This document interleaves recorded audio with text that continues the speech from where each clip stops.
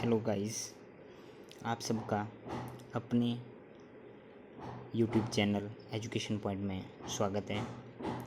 जैसा कि आप सभी जानते हैं कि मैंने पिछली वीडियो में परसेंटेज का टॉपिक जो है कवर करवाया था। उसको हमने डिफरेंट मेथड से सॉल्व किया। उसमें हमने फ्रैक्शन मेथड पढ़ा। फ्रैक्शन मेथड से सक्सेसिव मेथड में कैसे क्वेश्चन किए जाते हैं, ठीक है, वो पढ़ा। तो अगर किसी की क्वाइज हो उससे रिलेटेड तो प्लीज़ मेरे कमेंट बॉक्स में जो है कमेंट करें, और बीच में मैं उसके क्वेश्चन लेके आऊँगा और उनको भी सॉल्व करवाऊँगा। तो परसेंटेज टॉपिक तो एक ऐसा टॉपिक था क्योंकि ये एक बेसिक टॉपिक होता है, कमांड होती है टॉपिक और उन टॉपिक के ऊपर। जैसे जो आज हमारा स्लाइड के ऊपर दिख रहा है, लाभ हानि और जो बट्टा है, जैसे प्रॉफिट लॉस डिस्काउंट, इसके ऊपर हम थोड़ा बेसिक के ऊपर चर्चा करेंगे कि कैसे कैसे हम इन क्वेश्चनों को इजीली सॉल्व करते हैं और हम परसेंटेज से इसको कितनी इजीली सॉल्व कर सकते हैं। क्योंकि आप सभी ने इसके फार्मूले तो पढ़े होंगे, फार्मूले तो अप्लाई करके आप तो क्वेश्चन कर ही लेंगे। जैसे कि आज हम आपको थोड़ा सा बेसिक पॉइंट बताएंगे कि कैसे कैसे हम इन क्वेश्चनों को कर सकते हैं। जैसे सबसे पहला जो आता है इसमें प्रॉफिट,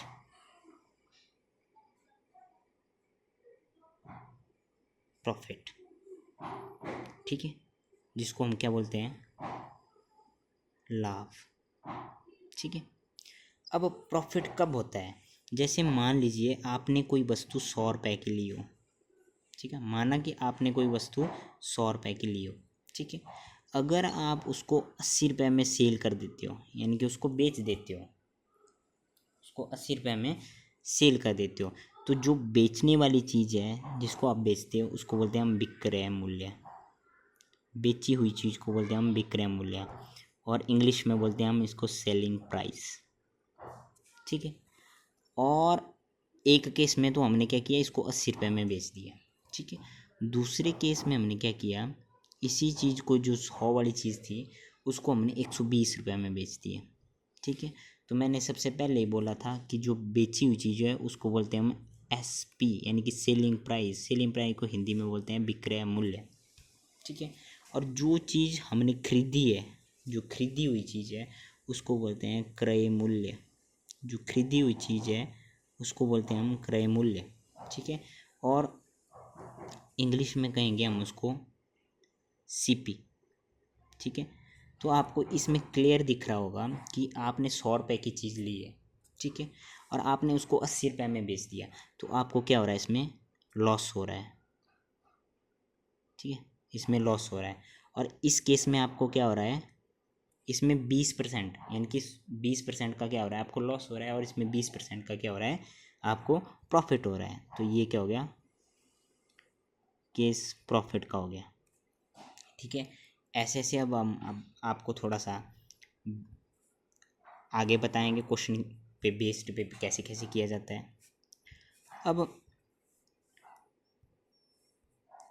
अब जैसे प्रॉफिट होता है,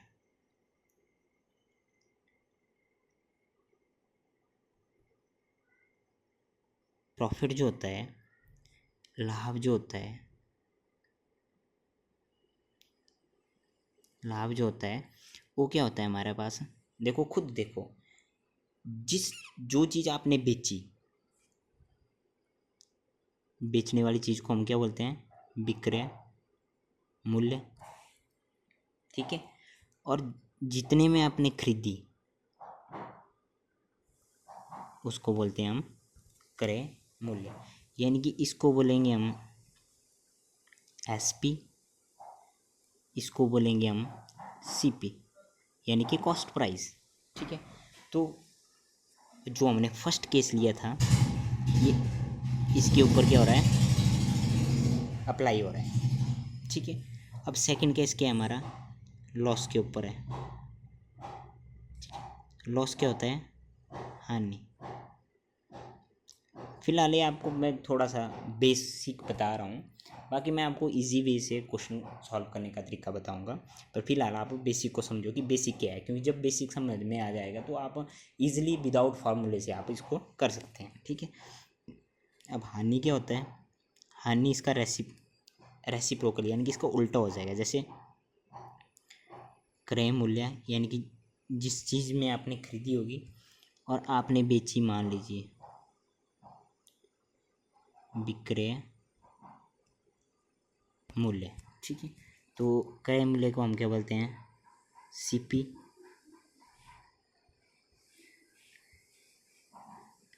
CP minus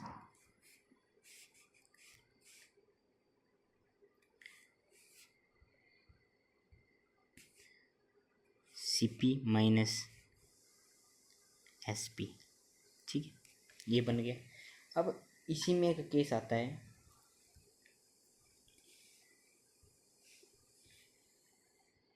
profit percentage.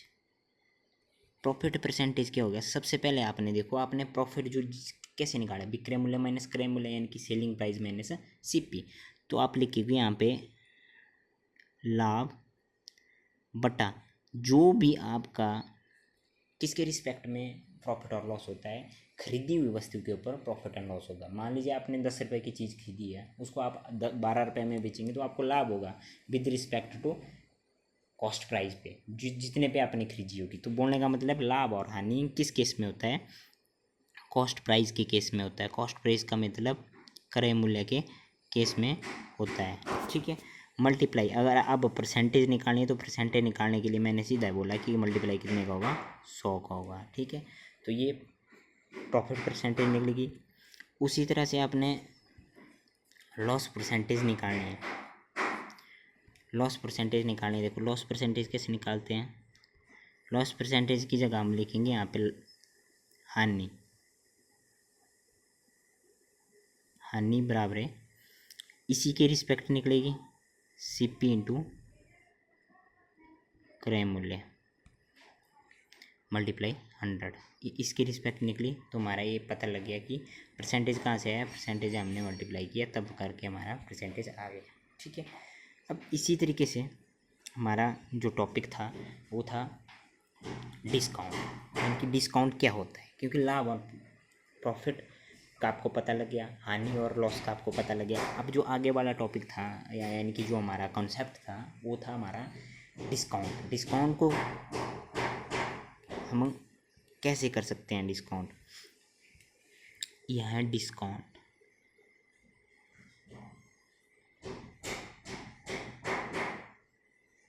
Discount जिसको हम क्या बोलते हैं? बट्टा, या हम क्या बोलते हैं? सूची मूल्य, हिंदी में सूची मूल्य। ठीक है, या हम क्या बोलते हैं? इसको सूची मूल्य बोल देते हैं। ठीक है, अब अब आपको पता होना चाहिए, क्योंकि जो डिस्काउंट दिया जाता है वो दिया जाता है एमपी पर। MP mean market price. MP means market price. ठीक है, एमपी मीन्स मार्केट प्राइस। ठीक है, जिसको हम क्या बोलते हैं? हिंदी में इस चीज़ को बोलते हैं हम अंकित मूल्य।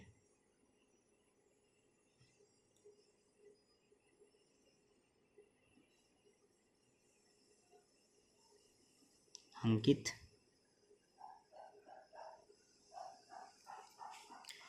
मूल्य, अंकित मूल्य। ठीक है, अब अंकित मूल्य तो बोलते हैं हम। अब इसका फार्मूला कैसे बनता है? इसका बनता है,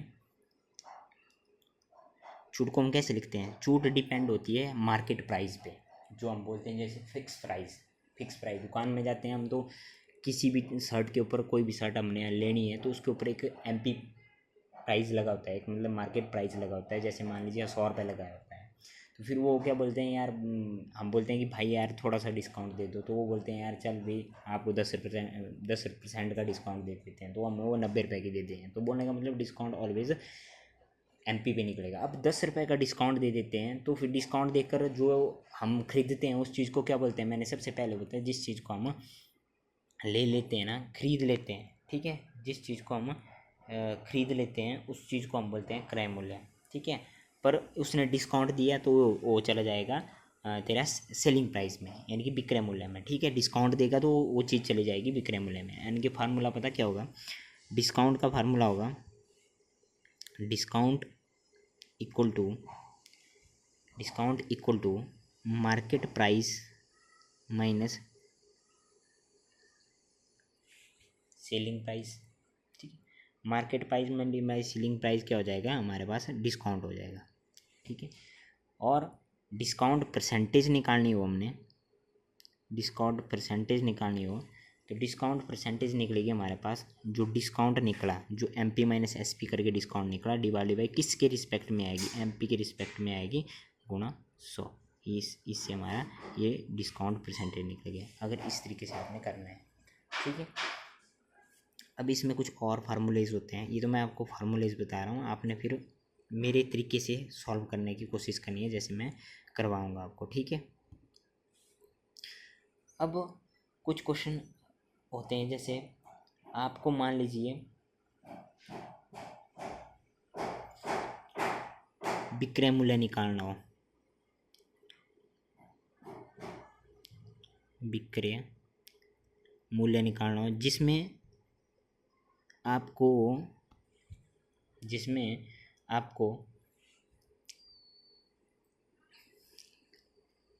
जो है क्रय मूल्य दिया होगा, ठीक है, और कुछ ना कुछ या आपके पास प्रॉफिट परसेंटेज दी होगी या आपके पास लॉस परसेंटेज दी होगी, तो आपको बोलेंगे कि आप इसका क्रय मूल्य निकालो, तो आप फार्मूला लगाएंगे, विक्रय मूल्य इज इक्वल टू क्रय मूल्य इंटू 100, ठीक है, प्लस प्रॉफिट होगा तो हम प्लस लगाएंगे, अगर लॉस होगा तो हम लाएंगे -L, ठीक है, या करके है, ठीक है, अपॉन 100। तो ये फार्मूला आपका इस बेस पे आपका ये बड़ा फार्मूला बन जाता है, ठीक है। तो फिर अगर ये वाली चीज़ आपको दी है तो आप क्रय मूल्य को यहाँ से सॉल्व करके निकाल सकते हो, ठीक है, इजीली वैसे आप निकाल सकते हो। जैसे अब मैं, ये तो था सारा बेसिक, क्योंकि बेसिक का होना बहुत ज़रूरी है, क्योंकि बेसिक पता होना चाहिए कि हम इसको कैसे कैसे सॉल्व कर सकते हैं। जैसे हम एक छोटा सा क्वेश्चन लेते हैं, तो क्वेश्चन क्या है देखना, अगर किसी वस्तु का, मान लीजिए अगर आपको छोटा सा कॉन्सेप्ट बता रहा हूँ, आपको CP 110 दी है, ठीक है, CP आपको 110 दिया है, और आपको SP आपको 120 दिया हो, ठीक है, तो बताओ आपने जो फाइंड करना है, आपने करना है प्रॉफिट परसेंटेज, हमने जो है क्या करनी है, फाइंड करनी है। अगर आप करते हैं बेसिक से, तो बेसिक से तो आप सीधा ही करेंगे, यानी कि इस चीज़ को बोलते हैं आप क्रय मूल्य हिंदी में, ठीक है, इस चीज़ को बोलते हैं विक्रय मूल्य, इस चीज़ को बोलते हैं लाभ परसेंटेज, ठीक है, लाभ परसेंटेज। अब अगर आप बेसिक करते हैं तो बेसिक से आप सीधा ही करेंगे, क्योंकि पहले तो सबसे पहले लाभ परसेंटेज नहीं निकलता, पहले तो सबसे पहले आपका लाभ निकलेगा कि लाभ कितना है, यानी कि प्रॉफिट कितना हुआ। तो जो लाभ का फार्मूला होता है वो होता है विक्रय मूल्य माइनस क्रय मूल्य, ठीक है। तो विक्रय मूल्य हमारे पास कितना दिया है, विक्रय मूल्य हमारे पास दिया है 120 और हमारे पास क्रय मूल्य कितना दिया है 110। तो इससे हमें पता लगा कि हमें लाभ कितना हुआ, 10 रुपये का हमें लाभ हुआ।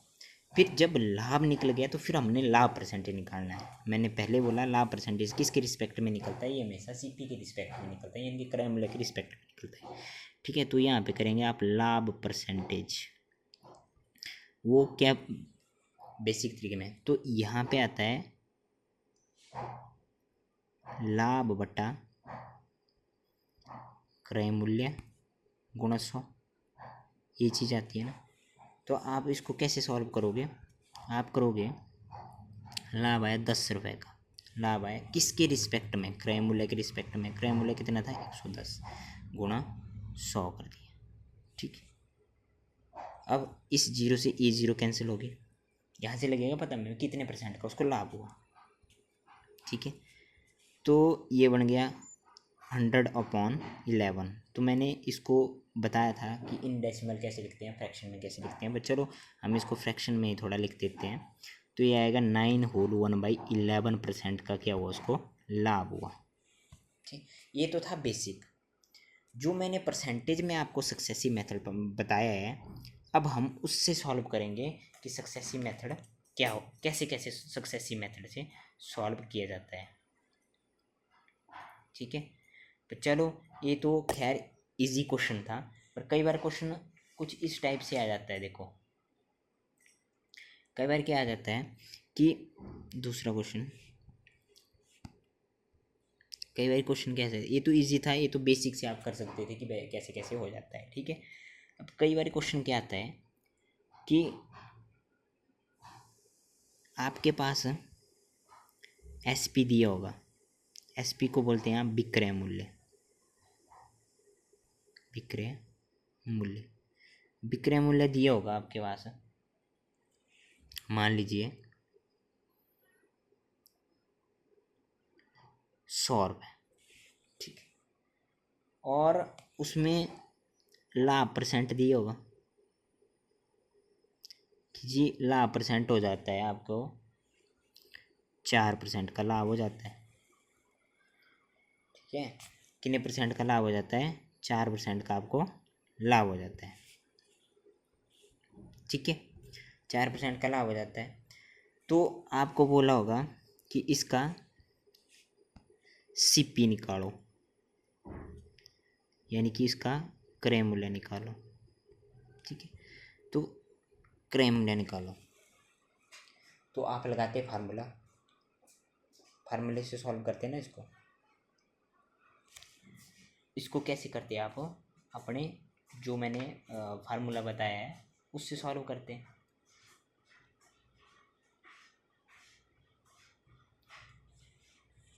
परंतु अगर बिना फार्मूले से अगर आपने सक्सेसिव मेथड लगाना है तो कैसे लगाना है, देखो अब इसका इजी मेथड देखना, थोड़ा सा इजी बताता हूँ मैं आपको कि आपको फ्रैक्शन, पहले जो लाभ परसेंटेज दिया है इसको फ्रैक्शन में चेंज करना है।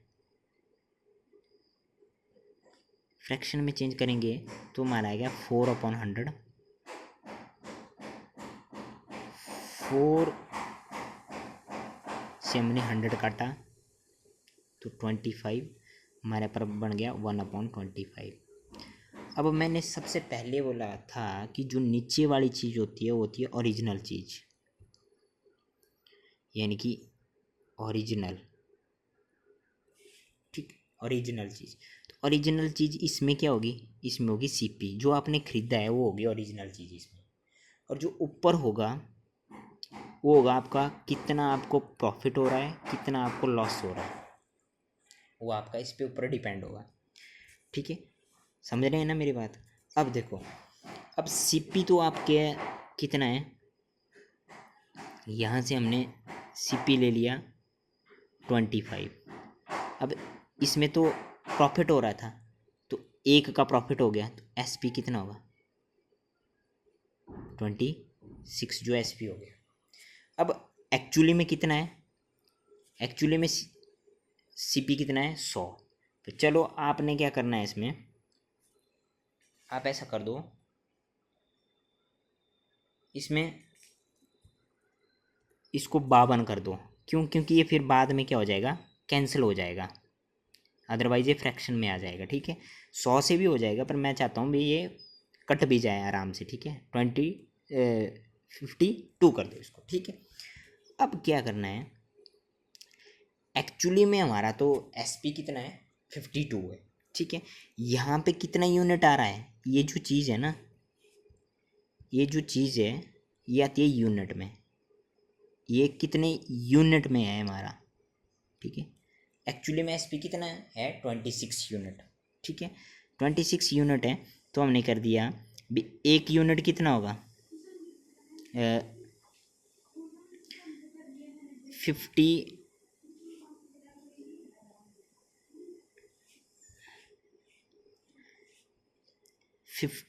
जो 2 यूनिट है वो कितना होगा, वो होगा 52/26।